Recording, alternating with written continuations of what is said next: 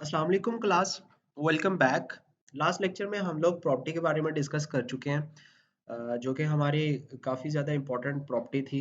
हम उसके बारे में डिस्कशन कर चुके हैं। लेट्स सपोज विंडो पे आते हैं। ये हमारे पास जो फॉर्म है, विंडो फॉर्म है, इसकी जितनी प्रॉपर्टी थी हम लोग इसकी प्रॉपर्टी को डिस्कस कर चुके हैं। ऑल दो सारी प्रॉपर्टी को डिस्कस करना ज़रूरी नहीं है, इसके अलावा भी जो मतलब प्रॉपर्टी है उसको डिस्कस करना ज़रूरी नहीं था।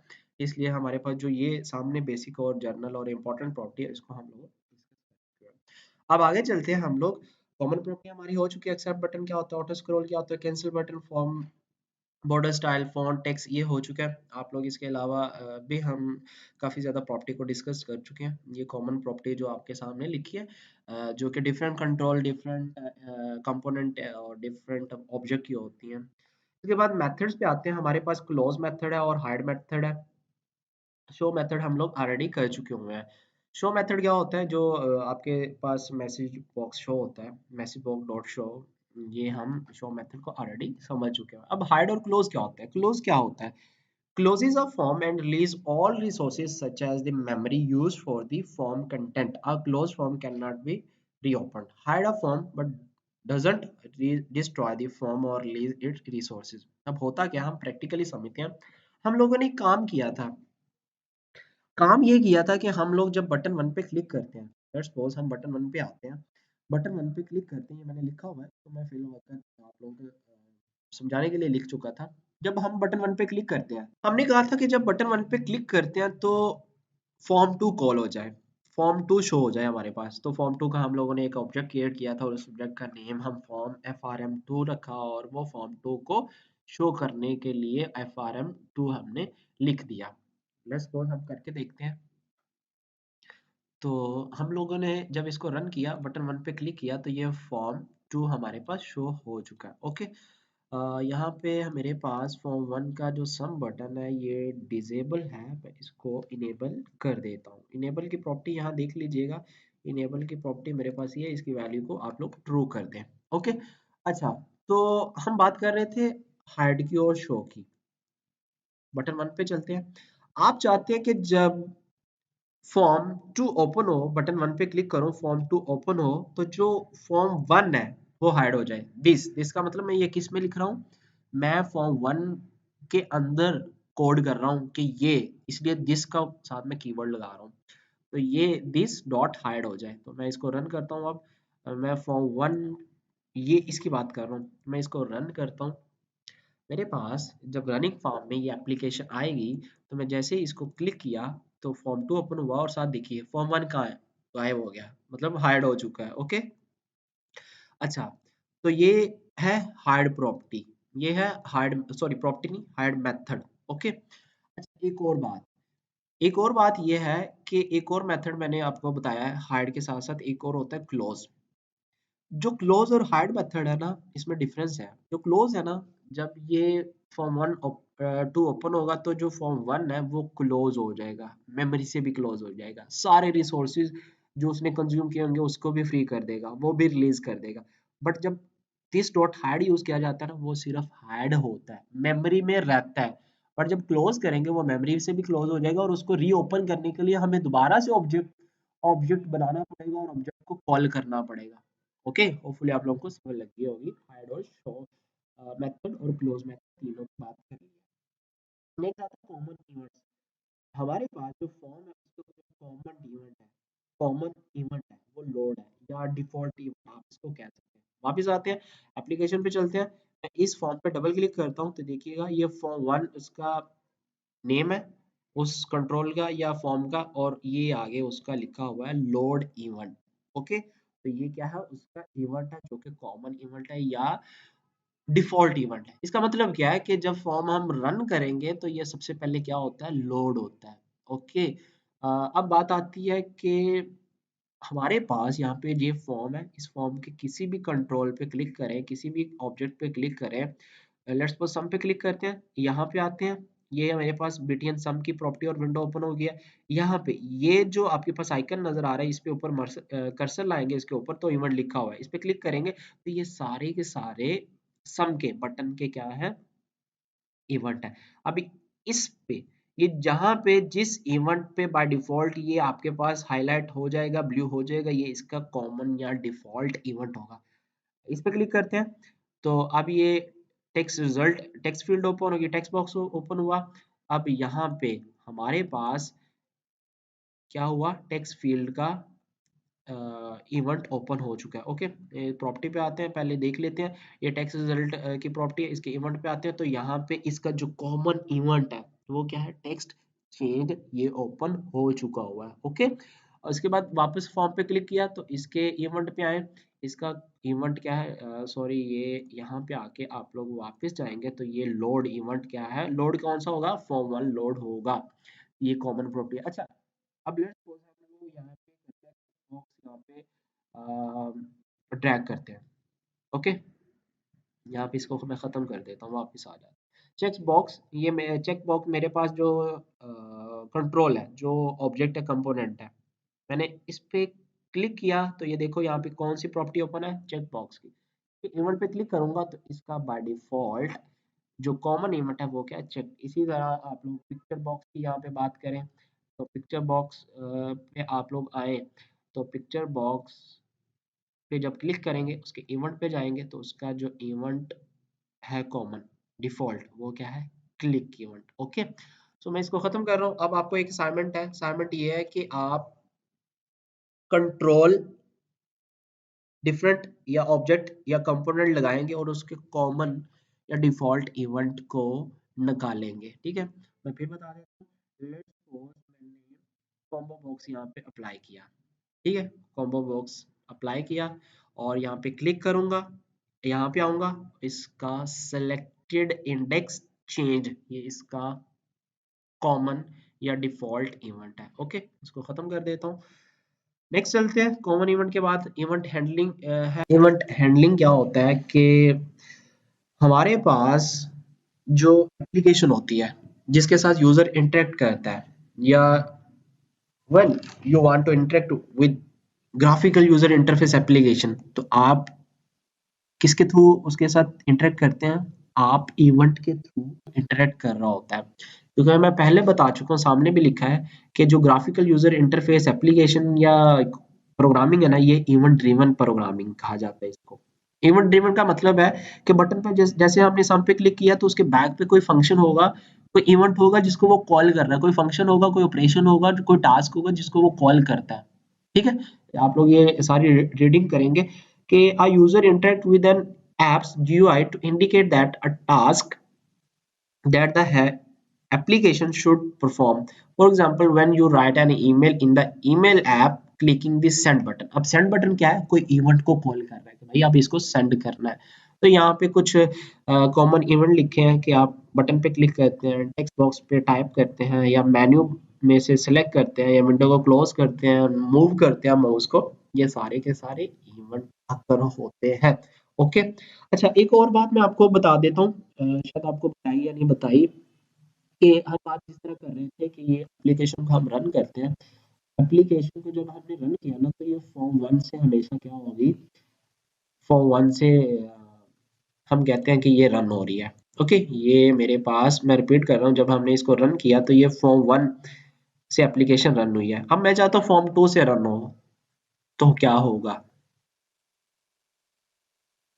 वापिस आऊंगा, वापिस आऊंगा और मैं सॉल्यूशन एक्सप्लोरर पे जाऊंगा, सॉल्यूशन एक्सप्लोरर से मैं यहाँ पे प्रोग्राम डॉट सी एस पे क्लिक करूंगा, यहाँ पे आऊंगा तो इस टाइम यहाँ पे देखिए कि एप्लीकेशन डॉट रन, कि एप्लीकेशन कहाँ से रन होगी, कैलकुलेटर से होगी। ये कैलकुलेटर क्योंकि हम नाम चेंज कर चुके थे ना, ये एप्लीकेशन का नेम पिछले लेक्चर में हम लोग फॉर्म 1 से कैलकुलेटर रखा था, तो यहाँ पे हमेशा एप्लीकेशन कहाँ से रन होगी, कैलकुलेटर से रन होगी। अब हम चाहते हैं कि फॉर्म 2 से रन हो, हम इसको कमेंट कर देंगे और इसको हम लोग अनडू कर देंगे। अब देखिएगा एप्लीकेशन कहाँ से रन होगी, हमेशा एप्लीकेशन अब हमारी फॉर्म 2 से रन होगी।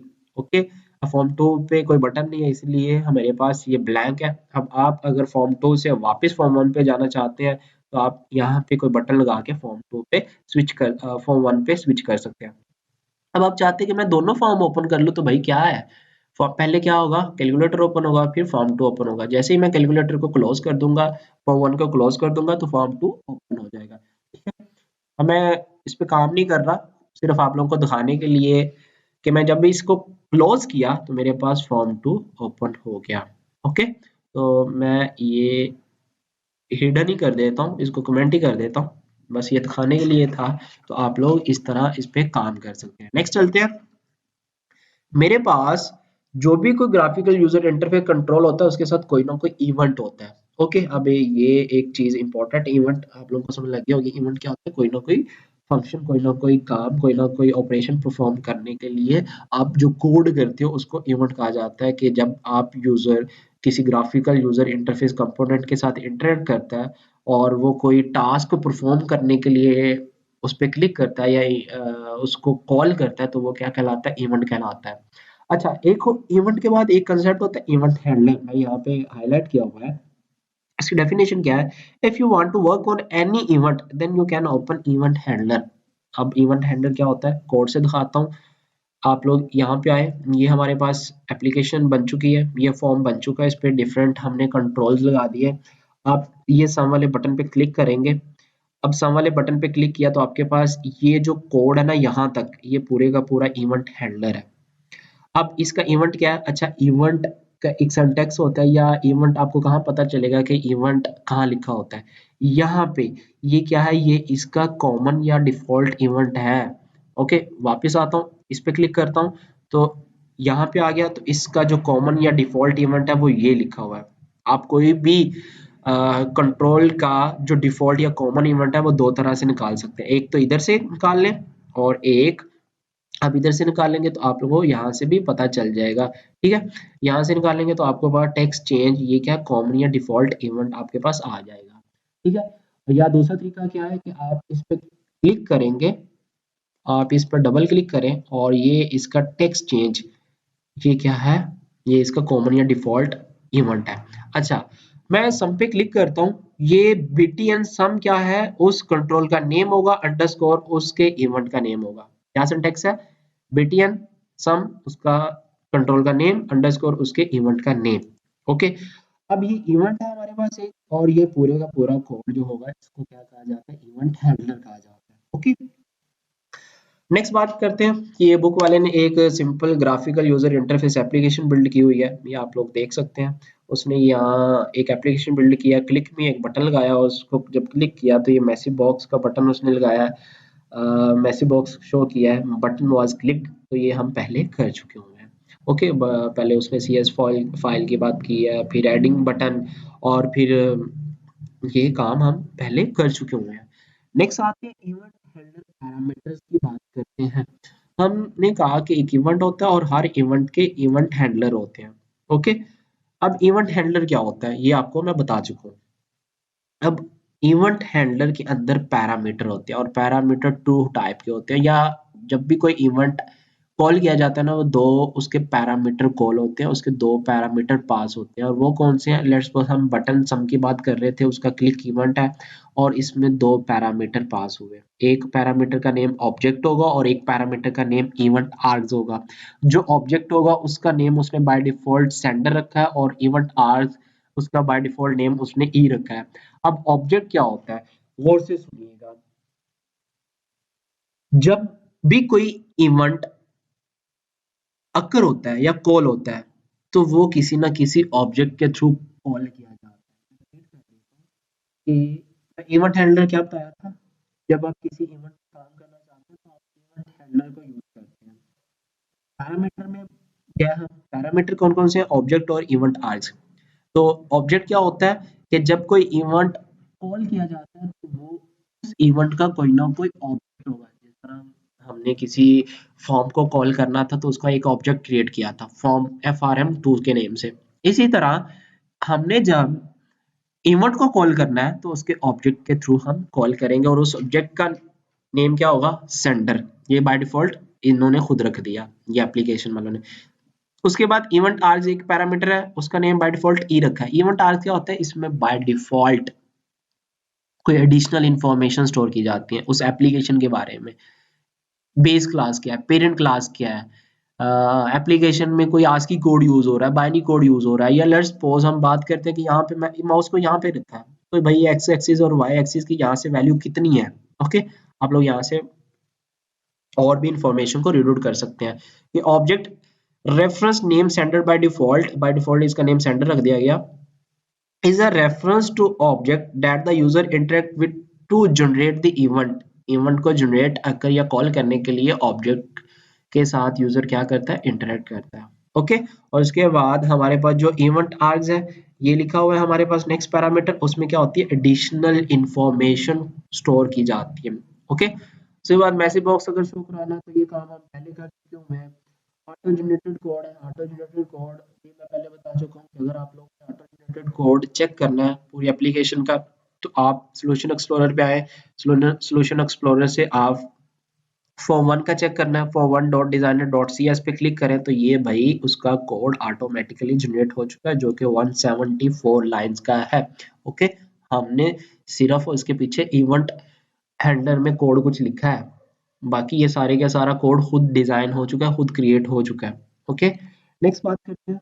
नेक्स्ट हमारे पास ये जो काम कर रहा है जो हम पहले कर चुके हुए हैं वो बातें वो चीजें कर रहा है जो मैं पहले साथ साथ आपको डिमॉन्स्ट्रेशन दे चुका हूँ। इसके बाद डेलीगेट्स की बात कर रहा है।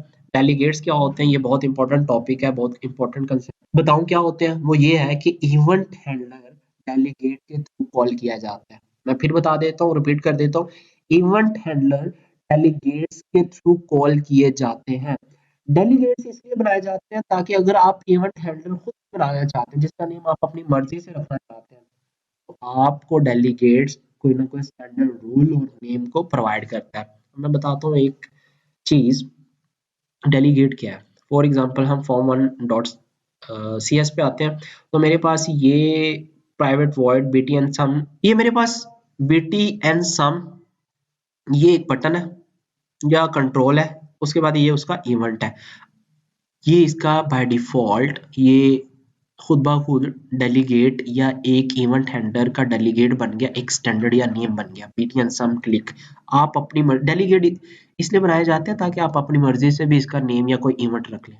ओके, अब मैं आपको एक और चीज डेमो करके दिखाता हूँ कि अगर मैं यहाँ पे बटन सम का कोड पीछे से खत्म कर देता हूँ, लेट्स सपोज मैं इसको कमेंट कर देता हूँ, ये बटन वन का कोड है इसको कमेंट कर देता हूँ तो देखिएगा फॉर्म 1 का जो डिजाइन है ग्राफिकल, उसमें क्या ग्राफिकल यूजर इंटरफेस है उसमें क्या चेंजिंग आई, उसमें ये चेंजिंग आई, उसमें एरर आ गया। एरर क्यों आया कि भाई जो कंट्रोल लगा है उसने कहा using Windows form 1 dot designer dot C S line 1, इस पे एरर आ गया है। हम इस पे चलते हैं, जैसे इस पे गया तो भाई उसको बीटीएन सम तो मिल ही नहीं रहा। ओके, अच्छा हुआ क्या, हमने ये बटन लगाया हुआ था जो कि हाइड हो गया, यहाँ पे एरर आ गया। उसके पीछे जो कोड था वो तो हैंडलर, उसका इवेंट हैंडलर हमने उड़ा दिया, उसको कमेंट बना दिया। तो बट उसका ये जो मेथड है this dot method event handler को कॉल करने के लिए वो तो भी पड़ा है। हम इसको भी अगर कमेंट कर देते हैं, ये जो एरर आ रहा है इसको भी अगर कमेंट कर दें तो जैसे इसको कमेंट करेंगे वापस आएंगे तो देखोगे कि एरर खत्म हो गया, ये एरर रिमूव हो गया। क्या हम क्या मैंने क्या किया था, इस सब के पीछे जो इवेंट हैंडलर था उसको उड़ा दिया, उसको खत्म कर दिया और फिर एरर आया, फिर उसके पीछे गया जो उसका मेथड पड़ा था बीटीएस सन नेम से, मैंने जो क्लिक का इवेंट उसको कॉल कर रहा था उसको भी मैंने कमेंट कर दिया, अब ये ठीक है। अच्छा होगा क्या, जब मैं इसको कमेंट कर चुका, जब मैं इस पर दोबारा क्लिक करूंगा ना तो ये इसका बीटीएन सम क्लिक का दोबारा ये क्या कर चुका है, ये इवेंट हैंडलर बना चुका है। बट मैं इसको फिर मूव करता हूँ, वापस आता हूँ तो देखिएगा फिर ये एरर आया और ये फिर मेरे पास ये ऑटोमेटिकली जो हाइड हो चुका था वापस आ चुका था, इसको मैं फिर कर देता। एक्चुअली मैं डेलीगेट्स के बारे में बात करना चाह रहा था कि हम अपनी मर्जी से भी इवेंट बना सकते हैं, हम अपनी मर्जी से भी काम कर सकते हैं, इवेंट हैंडलर को कॉल किया जा सकता है, बनाया जा सकता है। लेट्स सपोज मैंने इवेंट हैंडलर बनाया हुआ है प्राइवेट वॉइड न्यू, उसका नेम क्या रखा है मैंने, ये मेरे पास एक इवेंट हैंडलर बना हुआ है जिसका नेम मैंने इवेंट का क्या रखा, न्यू इवेंट, और उसका ऑब्जेक्ट रखा, उसका नेम रखा सेन और इवेंट आर गई, और ये मैसेज क्या डिस्प्ले करेगा जब मैं सम पे, क्योंकि मैं सम के बटन को क्या कर चुका हूँ, सम के पीछे जो कोड है उसको हाइड कर चुका हूँ। मैं चाहता हूँ जब सम पे क्लिक हो तो डॉट शो, ये एक मैसेज शो हो जिसका नेम हो माय ओन इवेंट हैंडलर।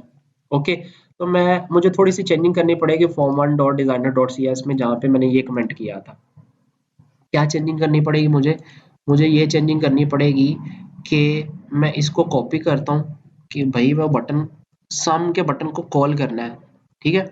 सम के बटन को ये कॉल यहाँ पे कर रहा है, btn सम के थ्रू क्लिक कॉल कर रहा है। अब ये किस इवेंट को कॉल करेगा, किस इवेंट, क्योंकि ये लिखा हुआ है किस इवेंट हैंडल को कॉल करेगा। तो मैं क्या चाहता हूँ, मैं कह रहा हूँ कि ये न्यू, ये आ गया, इसको कॉल करें।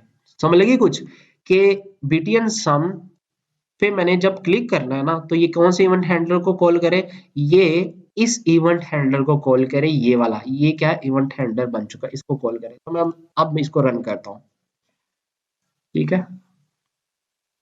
मैंने एप्लीकेशन को रन किया है, कुछ चेंजिंग कर रहा है। चेंजिंग करने के बाद जब ओपन होगा, तो अब ये सम यहाँ पे हमें जरूरत ये करने की नहीं है। मैं सम पे क्लिक किया तो मेरे पास यहाँ पे क्या हो चुका है, ये वाला इवेंट कॉल हो चुका है। ओके, और उसका इवेंट हैंडलर क्या है, माय ओन इवेंट हैंडलर, ये मैसेज डिस्प्ले करवा रहा है। ओके, होपफुली आप लोगों को समझ लग गई होगी। अब एक और कंसेप्ट होता है मल्टीकास्ट का। मल्टीकास्ट का ये है कि एक इवेंट के पीछे एक से ज्यादा इवेंट हैंडलर हो सकते हैं।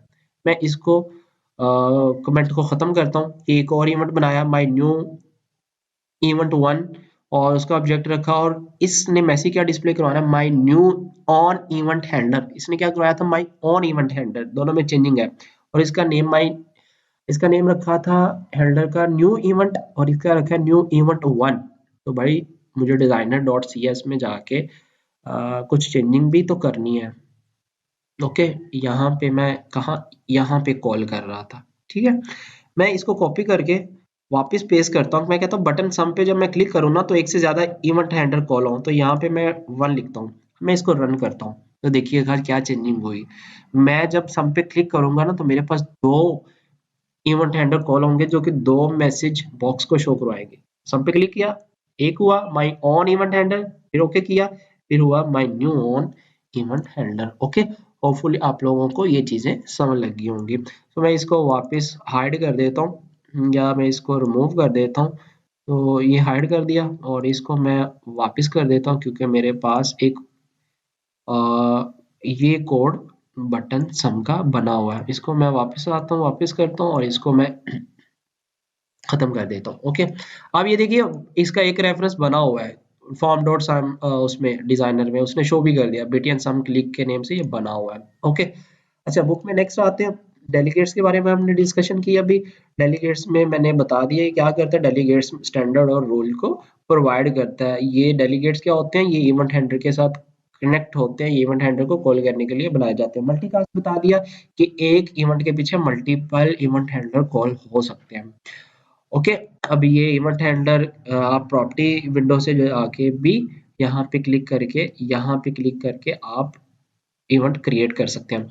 अगर आप लोगों ने किसी इवेंट के बारे में, किसी बटन, किसी कंट्रोल या ऑब्जेक्ट कंपोनेंट के बारे में डिस्कशन या अपनी मजीद इंफॉर्मेशन रीड आउट करनी है, तो आप ऑनलाइन माइक्रोसॉफ्ट की विंडो पे जाके MSDN की वेबसाइट से मल्टीपल चीज़ों को, इंफॉर्मेशन को आप रीड आउट कर सकते हैं। ओके, तो ये बटन के बारे में अगर आपने फर्दर रीड आउट करना, तो आप यहाँ से कर सकते हैं। उसके बाद कंट्रोल के बारे में, इवेंट के बारे में डिस्कशन कर सकते हैं। उसके बाद कंट्रोल प्रॉपर्टी और लेआउट, जो कि हम पहले डिस्कशन कर चुके हैं, बैक कलर, और उसके बाद बैकग्राउंड इमेज और इनेबल प्रॉपर्टी। अच्छा, इनेबल प्रॉपर्टी की बात करें, तो इनेबल प्रॉपर्टी सिर्फ पूरे फॉर्म पे नहीं लगती, आप सिर्फ एक कंट्रोल पे भी लगा सकते हैं। मैंने सम पे क्लिक किया, इसकी प्रॉपर्टी में आऊँ, तो यहाँ पे देखिएगा इसकी प्रॉपर्टी में इनेबल होगा। मैं इसको फॉल्स कर देता हूँ। फॉल्स करूंगा ना, तो अब मेरे पास सिर्फ सम का बटन ही डिसेबल हो जाएगा। एप्लीकेशन रन हो रही है, जैसे ही रन होती है, तो आप लोग इसका आउटपुट देखोगे कि ये सम का बटन क्या हो चुका है, डिसेबल हो चुका है। ओके, तो आप सम के बटन के, आप किसी स्पेसिफिक कंट्रोल या कंपोनेंट या ऑब्जेक्ट को भी हाइड कर सकते हैं। फोकस की प्रॉपर्टी हम नेक्स्ट लेक्चर में डिस्कस करते हैं। सो नेक्स्ट लेक्चर में डिस्कस करते हैं, क्योंकि हमारा लेक्चर 25 मिनट्स का हो गया। सो मिलते हैं नेक्स्ट लेक्चर में। टिल द नेक्स्ट वीडियो, खुदा हाफिज।